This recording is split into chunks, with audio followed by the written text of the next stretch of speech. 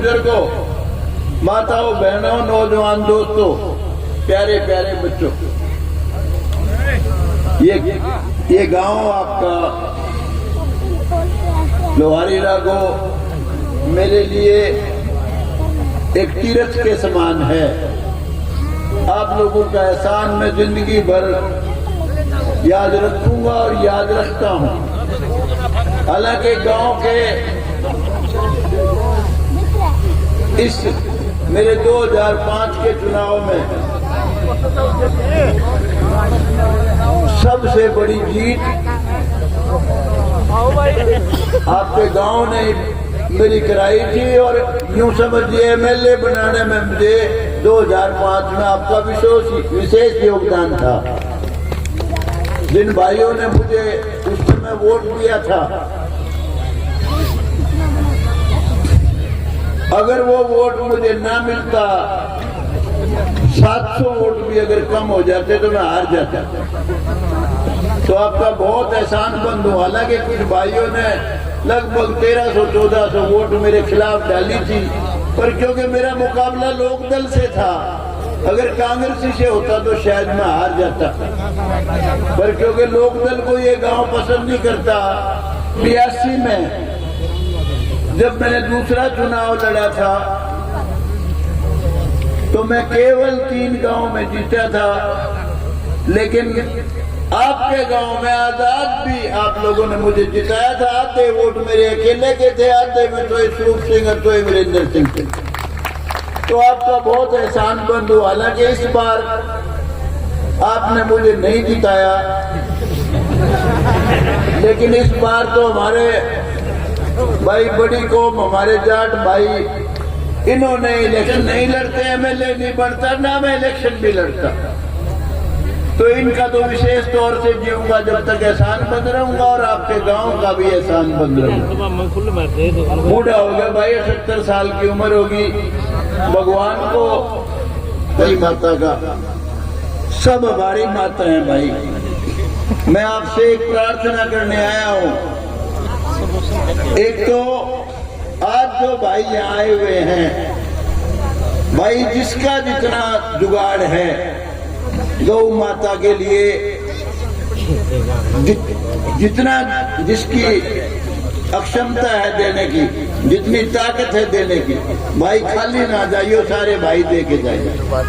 जितनी जिसकी आस्था है, जितना जिसका जुगाड़ है।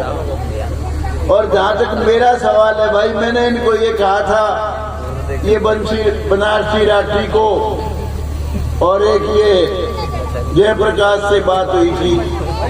मैंने कहा भाई इस गौशाला को आप गौ आयोग में रजिस्टर कराओ, पैसे की कोई कमी नहीं रहेगी। खट्टर साहब ने इस बार बहुत पैसा दिया है गौओं के लिए, गौशालाओं के लिए। और मैं भी आपसे वचन देता हूं, गौशाला में रजिस्टर कराओ, बहुत पैसे आएंगे इस गौशाला में, कोई कमी नहीं रहेगी। और 3-4 दिन के अंदर ही रजिस्टर हो जाएगी, ज्यादा समय लगेगा ही नहीं। आप लोगों ने ध्यान नहीं दिया पहले। और मैं तो भाई अपनी तरफ से 1 लाख रुपया सिर्फ दूंगा, क्योंकि हमारा कोई एमएलए का कोई सौदा तो होता नहीं भाई। डिस्क्रिशनरी ग्रांट या तो मिनिस्टर के पास होती है, स्पीकर डिप्टी स्पीकर के पास होती है, या चीफ मिनिस्टर के पास होती है। हमारे पास कोई ग्रांट नहीं होती भाई। हाँ, एक बात मुझे इन भाइयों ने कहा कि जी 11 लाख रुपए ब्रिजेंद्र अनाउंस कर गया था, उसमें मैं भी था उस समय शायद यहाँ से। तो भाई मैं उसको जरूर कहूंगा, बेटा जहां भी कहीं अनाउंस करके आओ, पैसे भिजवाओ जरूर, वरना पॉलिटिकल आदमी की क्रेडिबिलिटी खराब हो जाती है। और मुझे अभी 5 लाख रुपए ये कह रहा है, एक भाई दिले सिंह अनाउंस कर गया। किसी आदमी को कोई अधिकार नहीं है, हक नहीं किसी ने दिया। बकवास करो, झूठ बोलो, यहाँ आके किसी को झूठ नहीं बोलनी चाहिए।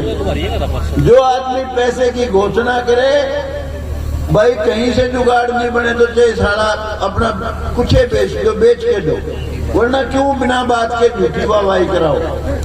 तो मैं वीरेंद्र को जरूर कहूंगा, क्योंकि वो मेरे दोस्त का बेटा है, मेरे साथी का बेटा है वीरेंद्र सिंह का। और वीरेंद्र सिंह झूठा कूठा आदमी नहीं है, अच्छा इंसान है। बेटा भी मैं समझता हूँ, उसको भी झूठ नहीं बोलनी चाहिए। मुझे उम्मीद है वो 11 लाख रुपए आपको आपके जरूर भिजवाओ। और भाई ज्यादा भाषण क्या दूं, आज तो ये आप जो गीत सुना रहे हैं, रागनी सुना रहे, कोई भजन सुना रहे, और भाई और कई भाई बहुत सियाने हैं, बहुत सियानपत से काम लेते हैं इलेक्शन से। इलेक्शन में भाई एक बात का ध्यान रखना हमेशा के लिए। अब मैं तो पता नहीं इलेक्शन आगे लड़ू ना लड़ू, एक तो भाई जात पात पर कभी वोट ना दियो, अच्छे इंसान को वोट दो। इंसान जो आदमी ईमानदार है, नेक नीति का है, अच्छा इंसान है। इलेक्शन में कभी पैसे लेके वोट मत दो। जो आदमी पैसे लेके वोट देगा महानीच का बीज है, हरामखोर है, देशद्रोही है, गद्दार है। इसलिए ये बात ध्यान कर लेना हमेशा के लिए। अगर किसी भाई के गरीबी बहुत ज्यादा हो, पैसे की बहुत जरूरत है, साले के पैसे लूट लो, लेकिन वोट मत देना कभी भी।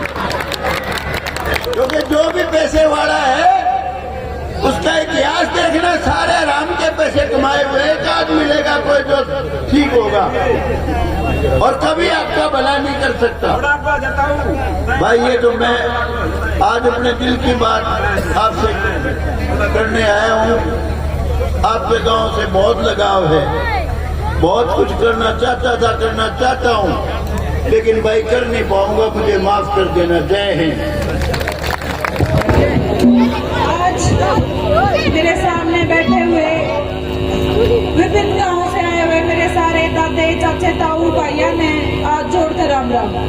और स्टेज पे मौजूद आपके सारा के दादा, हमारे भी दादा, सारा के दादा, अपना हल्का ज्ञान मान शान, अपने MLA दादा राम गौतम जी, अपने भाई पार्षद सुनील, अपने भाई सरपंच प्रवीण अगरपुर से, और बाकी सारे जो लोग यहाँ मौजूद है स्टेज पे, उन सबका मैं यहाँ पे स्वागत करती हूँ, अभिनंदन करती हूँ। प्रोग्राम है, लेकिन आप तो बात करना चाहूंगी, जरा ज्यादा कोई नहीं पूछता, कोई यह बात याद नहीं करता। भाई जब तक गौ यू भाई प्राग्नि में ईश्वर प्रदान लग रहा था, भाई जब तक गौ दूध दे रहा है, जब तक तो है माँ, और फिर मारा वहां पे उसके ठहरे, फिर लागा उसके बेचारी का लट, उसमें दो एक उसमें छाबड़ा में भी उसमें अंदर नहीं मिलता, फिर आप उसमें खोल दे दूध पीने खातर माँ बता दे उसकी सेवा करना, 4 दिन छवाए फालतू हो जाए, बिरान हो जाए। यू एक काम बूढ़ा का हो रहा है, अपने माँ बाप चाचा ताऊ दादा का हो रहा है। तो मैं तो यह बात कहूंगी, आप सारे सनातन संस्कृति न मानना है, धर्म न मानना है। अरे माँ धरती भी माँ है, गौ भी माँ है, और माँ बाप तो माँ है। तो ये तीरथ चरण में जगह जगह जानते राम नहीं मिलता, राम तो इन माँ बाप के, इन गौओं के, और इस धरती की सेवा में, गौ की सेवा में राम है, पूरे तीर्थ है। इसने सुतरी करिया एक छापड़िया पे न्यार की गेड़िया, तो यह गौ माता, इसका गौ मूत्र तो पीवा, लेकिन यह कड़ा कड़ा मुंह मार का यह बात हम देख ले। इसका भीतर में कितना कितना अड़ंगा बेचारी का इकट्ठा होते है, या कितने कितने पॉलिथीन खावा पे यह बात नहीं देखते।